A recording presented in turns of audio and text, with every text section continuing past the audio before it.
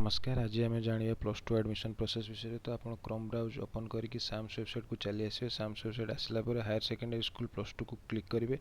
Click कलापर आपड़ से सबकि स्टूडेंट लॉगिन स्टूडेंट रजिस्ट्रेशन सबकि आपड़ पाइपर। एवं आमर plus two admission last date हूँ 30/6/2025 एवं फास्ट सिलेक्शन आमर 7/7/2025 11:45 AM आसो। एवं सिलेक्शन आसला तार एडमिशन प्रोसेस 8/7/2025 ରୁ 14/7/2025 जाए संध्या 6टा जाए आमर एडमिशन प्रोसेस चलो। Fast selection second merit list आमर 21/7/2025 रे ही आसीबो। तापर सेकेंड मेरिट लिस्ट आसी सारा पर एडमिशन प्रोसेस चलो। तापर थर्ड सिलेक्शन आसीबो। तो आपण केमिति रजिस्ट्रेशन करेंगे स्टूडेंट लॉगिन को क्लिक करेंगे। स्टूडेंट लॉगिन क्लिक कलापर आमर दुईटा ऑप्शन आसीबो एक्जिस्टिंग स्टूडेंट लॉगिन एवं न्यू स्टूडेंट रजिस्टर। तो प्रथम न्यू स्टूडेंट रजिस्टर रजिस्ट्रेशन करेंगे।